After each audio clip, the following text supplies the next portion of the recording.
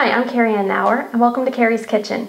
Today we have a special treat. In honor of it being August and time to go back to school, I thought we should do something a little more educational. So we took a field trip to the Union Mills Homestead, where Ivan LaFrue and Dick Peeling gave us a demonstration called From Mill to Table, where they told us all about the special stone-milled grains that they make and prepare there, and then showed us some demonstration of how you can use it in your own kitchen. We got to taste all the different things that they made, and it was a really fun day. So I'm hoping that you can learn some things from their talk that they presented, and then you'll be willing to try these recipes out in your own home. Here we have a grist mill which is well over 200 years old, designed to produce large volumes of flour, and it was built in 1797 and operated until 1942, doing various types of flour products. We do have the old original millstones, which are made of quartz, very hard stone and very rough, excellent for milling. So we can, in the traditional style, make whole wheat flour, rye flour, buckwheat flour, cornmeal, roasted cornmeal, and I've even made rice flour. Today, our emphasis will be on regular yellow cornmeal, and we'll get this stone turning, and as it goes around, this grain, the corn, will be fed down from the hopper through the eye of the stone, and between the stones get ground into cornmeal. We'll sift our cornmeal and make it nice and fine, and that's what we will use to make some tasty goodies. The miller's job is to check the texture of the product coming down the spout, feel it, smell it, make sure it's not overheated, not burning. You don't want your product overheated. You lose vitamin quality if you do that. And that's one advantage of real flour, stone ground flour.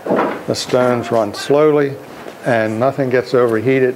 Nothing is lost nutritionally. We need to migrate back upstairs and get into our hands-on pancake making process.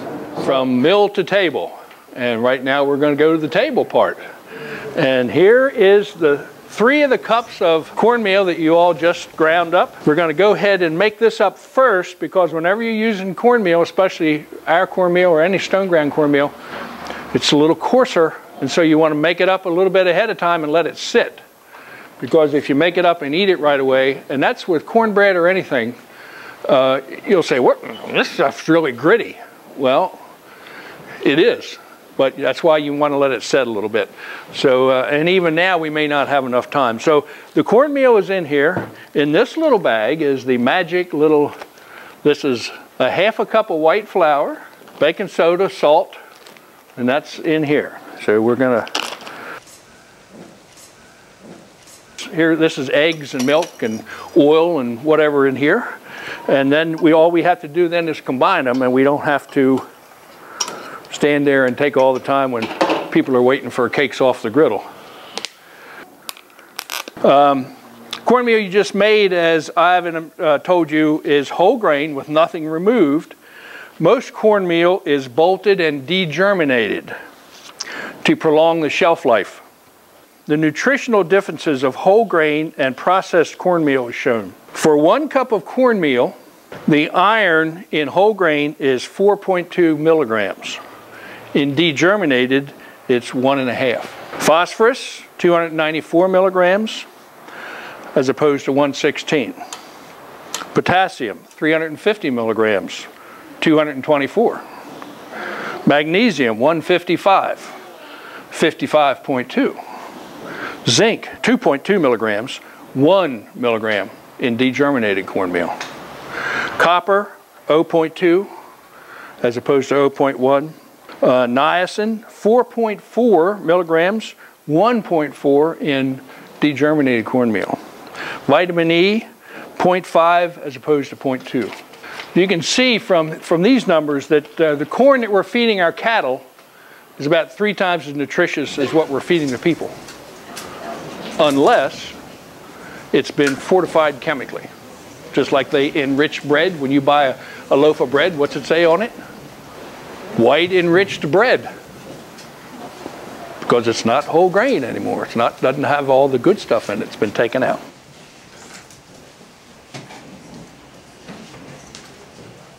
So as you can see there, we were making pancakes using cornmeal, and it was really nice. It had a different flavor, a little bit richer and sweeter than standard pancakes, so you don't need to use as much sweet toppings on them. But there's lots of different things that you can experiment with different grains. And Union Mills Homestead, they make some great cornmeal there, as well as buckwheat flour and even rye flour. So, you know, pick some up and try something new.